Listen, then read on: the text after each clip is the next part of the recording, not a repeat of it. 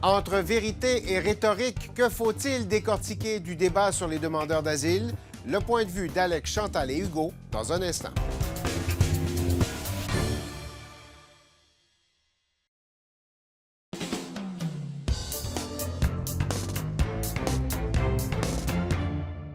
Moi, je pense que tant qu'on n'est pas capable d'offrir les services de garde à tous les Québécois, je parle bien de services de garde subventionnés, là, on doit d'abord les offrir aux citoyens québécois. Je me dis qu'il y a quelque chose qui ne marche pas chez nous, là. Quand tu fais deux catégories d'enfants, ceux qui ont le droit puis ceux qui n'ont pas le droit, j'ai un profond malaise.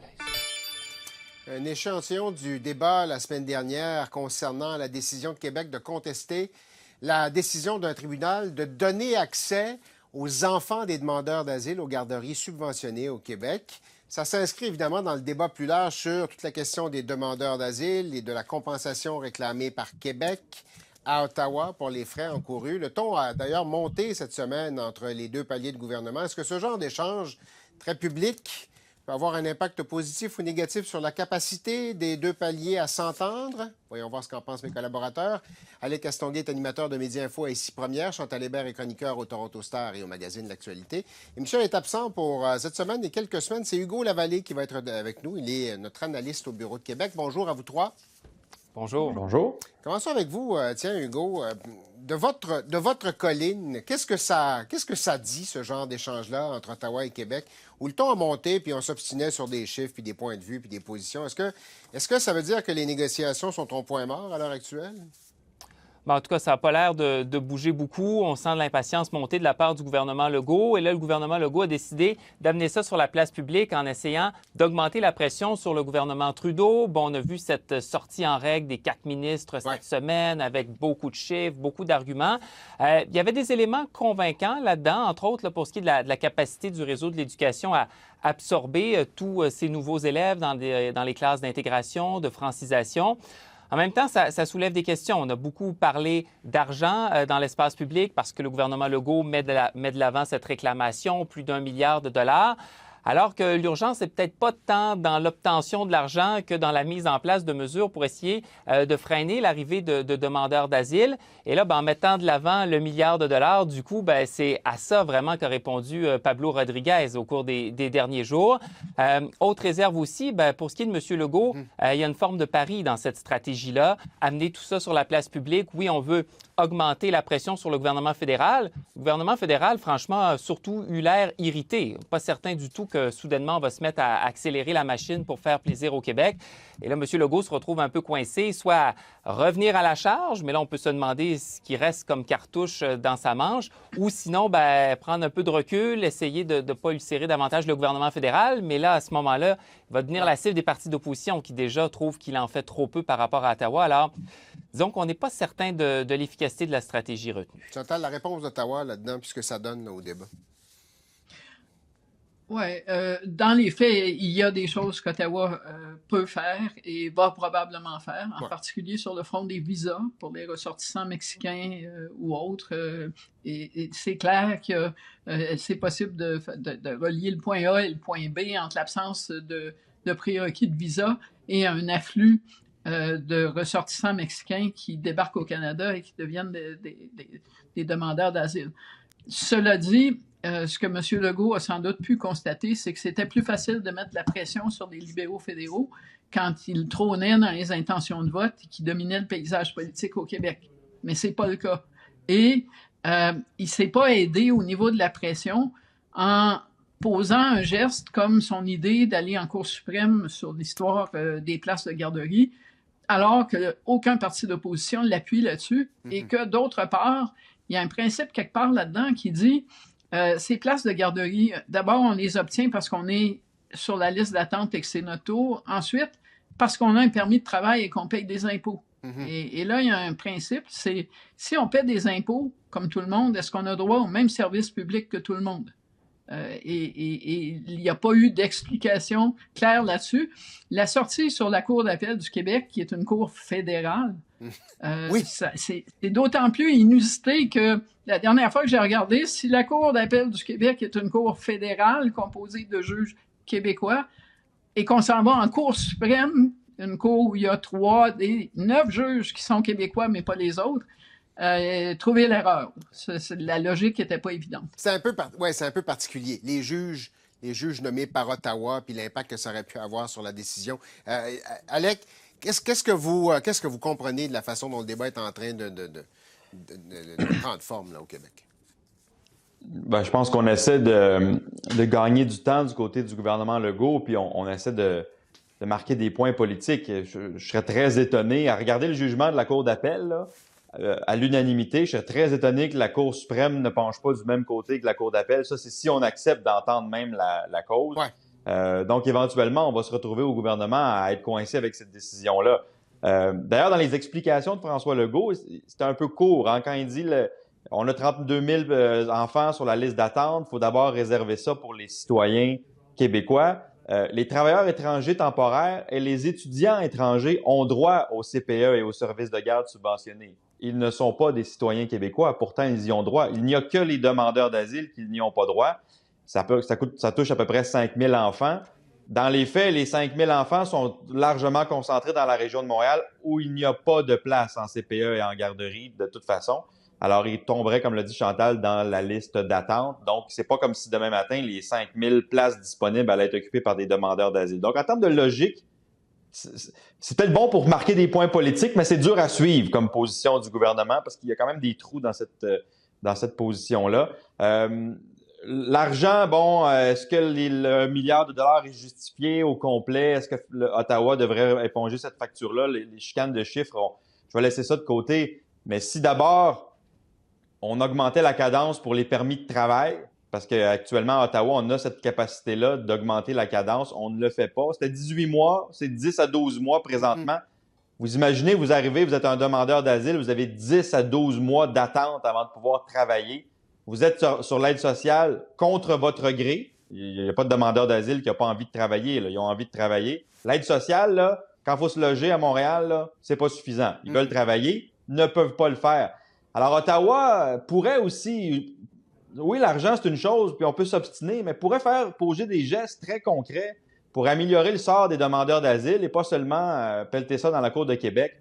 Puis à Québec, on pourrait faire des gestes concrets pour améliorer le sort des enfants demandeurs d'asile sans pelleter ça dans la Cour d'Ottawa. Donc, des deux côtés, je trouve que ça n'a pas été une bonne semaine, mettons, d'un bord comme de l'autre. Chantal, c'est ça, parce qu'il y a des leviers à la disposition d'Ottawa, effectivement. Vous disiez les visas, ça peut arriver, mais il y a effectivement d'autres mesures qui peuvent être prises pour aider, qui ne veulent pas dire signer un chèque d'1 milliard de dollars. Est-ce que la solution passe en partie par là? Oui, il y a une espèce d'attentisme à Ottawa. Rien bouge et on a l'impression là, que le seul mode, c'est le mode lenteur. Sur l'histoire des permis de travail, il n'y a pas une province qui ne trouverait pas que c'est avantageux qu'Ottawa arrive à livrer des permis de travail dans des délais plus normaux que ceux dont il est question actuellement. On le sait, le ministère fédéral de l'Immigration n'a jamais été un modèle d'efficacité et c'est de plus en plus clair qu'il y a un problème au niveau du fonctionnement de ce ministère-là. Mais au minimum, au niveau du message, le gouvernement fédéral aurait avantage à dire on a décidé de mettre le paquet pour que ça fonctionne mieux. Et on le sait, là, on l'a vu pendant la pandémie, quand le gouvernement décide que quelque chose doit fonctionner et doit fonctionner mieux, ça a été le cas aussi avec les bureaux des passeports, ça finit par arriver, mais on n'entend même pas le début d'une once de volonté sur ce front-là. Hugo, est-ce qu'à Québec, on a l'impression d'avoir des canaux de communication d'ouvert avec Ottawa? Est-ce qu'on a l'impression d'être entendu? Bien, des canaux de communication, oui, il y en a qui sont ouverts. On sait qu'il y a des rencontres quand même assez fréquentes entre fonctionnaires. La ministre Fréchette a déjà rencontré son homologue Miller, mais visiblement, si on est allé sur la place publique, c'est parce qu'on estime que ça ne bouge pas assez vite. Et effectivement, ce n'est pas une si grande surprise que ça. On sait que le gouvernement fédéral a beaucoup de difficultés à prendre des décisions. Là, dans ce cas-ci, ça veut peut-être dire aussi prendre des décisions reculées sur des choses que le gouvernement libéral à Ottawa avait lui-même choisi de faire. Donc, c'est toujours un peu plus périlleux, évidemment. Il y a un risque aussi pour le gouvernement fédéral à trop tarder à agir. Il y a des élections qui vont venir quand même plus tôt que tard. Ça donne des arguments à ses adversaires qui déjà dépeignent M. Trudeau comme étant incapable de régler les problèmes. Et aussi, rappelez-vous, dans le cas du chemin Roxham, au début, on en parlait surtout au Québec. Là, après ça, on s'est mis à en parler ailleurs au Canada. La pression a beaucoup augmenté sur le gouvernement Trudeau. Et là, bien, dans le cas des demandeurs d'asile, encore une fois, c'est au Québec qu'on en parle beaucoup. On en parle aussi à Toronto. Même Doug Ford là, en a parlé brièvement tout récemment. Et d'ailleurs, M. Legault laisse entendre, en fait, les membres de son entourage laissent entendre qu'il y a peut-être une sorte d'alliance qui se dessine entre M. Legault et M. Ford, là, justement, pour accentuer cette pression-là. Et si, effectivement, au Canada anglais, on s'éveille davantage à ça, bien, la pression va être encore plus forte sur M. Trudeau. Bon. Vous parliez d'élections qui s'en viennent. En tout cas, ça ne sera pas à très, très court terme parce qu'on a finalement réussi à s'entendre entre les libéraux et le NPD sur ce fameux cadre réglementaire pour un programme d'assurance médicaments au Canada, puis un début de couverture pour les médicaments diabétiques, les produits de contraception. Chantal, est-ce que ça veut dire que M. Trudeau vient de s'acheter un petit peu plus de temps, gagner un peu de marge de manœuvre? Je crois qu'on peut présumer que ça veut dire que le budget, qui est le prochain test du gouvernement, le prochain vrai vote de confiance, donc le prochain budget Freeland va pas causer la chute du gouvernement. C'est pas une bonne nouvelle en passant pour François Legault et pour tout ce qu'on vient de discuter, là, parce que je comprends que M. Legault, cette semaine, se demandait à quoi servait le Bloc québécois, mais si l'entente avec le NPD était tombée, le Bloc québécois aurait eu pas mal plus de marge de manœuvre pour essayer de pousser le gouvernement sur, justement, le dossier de l'immigration. Alors, automatiquement, le report de cette entente-là pour encore plusieurs mois veut dire qu'il y a quand même moins de marge de manœuvre pour le Bloc pour essayer de pousser dans le dos du gouvernement du Canada. Il y a des libéraux qui vont dire « ça nous donnerait le temps de changer de chef ». Alors, il y a un mal pour un bien dans le fait qu'on a réussi à s'entendre du point de vue strictement du leadership de M. Trudeau. Il reste encore une petite fenêtre, selon certains observateurs. Elle arrive vite, mais il reste encore une petite fenêtre. Qu'est-ce que ça veut dire pour vous, Alec? Sur le plan strictement politique, tactique, je pense que c'est important, puisque ça va donner de la marge de manœuvre aux libéraux.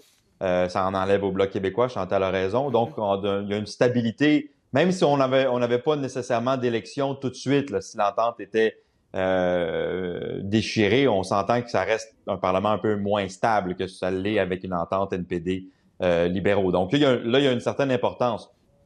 Pour monsieur et madame tout le monde, ça ne change strictement rien. Donc, malgré ce que le NPD va dire sur le fait que c'est très, très bon, on va avoir éventuellement une assurance médicaments. Oubliez ça, là. À court terme, il n'y aura rien. Il n'y aura rien dans le budget. Il faut tout négocier avec les provinces. La plupart des provinces ne veulent pas entendre parler d'un programme d'assurance médicaments. Ils ont d'autres priorités. Alors, avant qu'on arrive avec quelque chose de concret pour les citoyens, contrairement aux soins dentaires où on a été capable de mettre quelque chose en place puis ça s'en vient, assurance médicaments, là, ça vaut grosso modo le papier sur lequel c'est écrit. Alors, c'est vraiment pour que le NPD puisse sauver la face parce que attendez-vous pas à ce que vos médicaments hors Québec soient couverts demain matin. Et ça va prendre beaucoup de temps. Ouais. Monsieur Singh, qu'on avait en entrevue un peu plus tôt, disait on va avoir une couverture, mais il ne voulait pas dire quand. Il ne donne pas de date. Hein? Il va avoir quelque chose à un moment donné. C'est vrai, Hugo, que du côté québécois, ça stabilise les choses pour le gouvernement Trudeau. Est-ce que ça veut dire que c'est plus facile ou difficile pour M. Legault dans ses négociations avec Ottawa?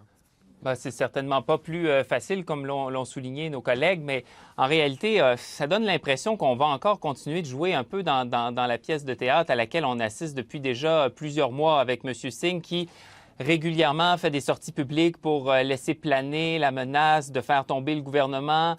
On ne sait jamais trop s'il faut vraiment prendre ça au sérieux parce que finalement, il y a toujours une manière de ne pas le faire ou de ne pas vraiment tracer clairement là, une ligne dans le sable.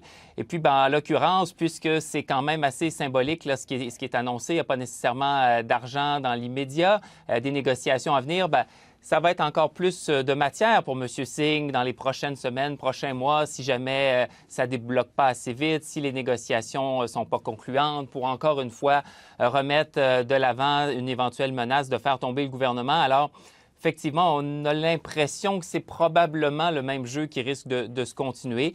de toute manière, il n'y a pas tant de gens non plus qui croyaient nécessairement à cette menace là, d'élection à court terme, malgré ce que M. Singh en disait. Oui, M. Singh, d'ailleurs, tout à l'heure, s'est bien gardé de nous dire qu'il était prêt à appuyer le gouvernement jusqu'en 2025. Il reste encore très flou là-dessus, quelque part. Voilà. Alors, voilà, je retiens le mot, je retiens l'analyse de Chantal. C'est bon pour le prochain budget. C'est très court terme quand même. On verra pour le mais ça nous amène à la fête du travail. Ah, écoutez, on se rend jusqu'à la fin du travail dans ce contexte-là. On verra ce que ça donne pour la suite des choses. Alex, Chantal, Hugo, merci infiniment. À la semaine prochaine. Au revoir.